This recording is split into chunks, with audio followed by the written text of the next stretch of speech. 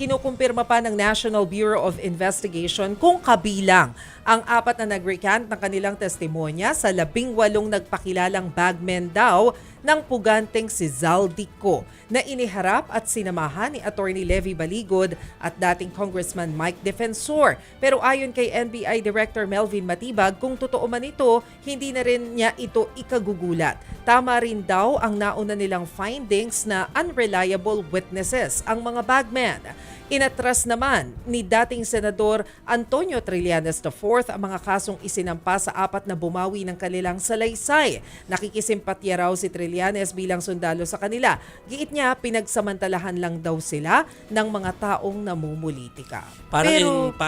Sige, Masen. Hindi, ang tanong ko lang kasi, di ba yung sinasabi nilang isa sa mga basehan doon sa preliminary investigation para kay dating House Speaker Martin Romualdez ay yung salaysay ng Maleta Boys? Oo, kaya may epekto talaga. Mamaya makikita mo doon sa mga iba pang mga naging payag tungkol dito na it may go sa parehong way, ano. Yeah. Either Pwedeng way, against or pwedeng maging pabor para doon sa speaker, former speaker, yung mga pagbawi na ito, no.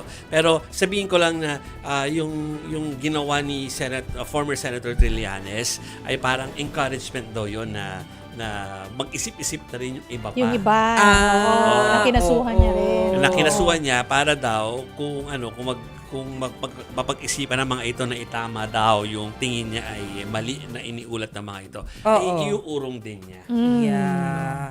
Pero bakit bine-verify ng NBI kung kabilang yung 4 dun sa nagpakilalang bagmen? Ibig sabihin hanggang ngayon hindi sila sure?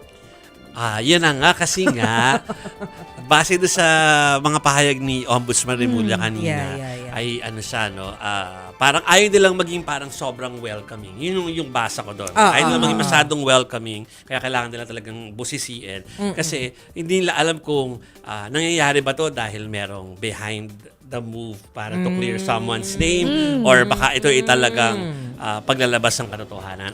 Either way, parang kaya gusto nila maging maingat about this.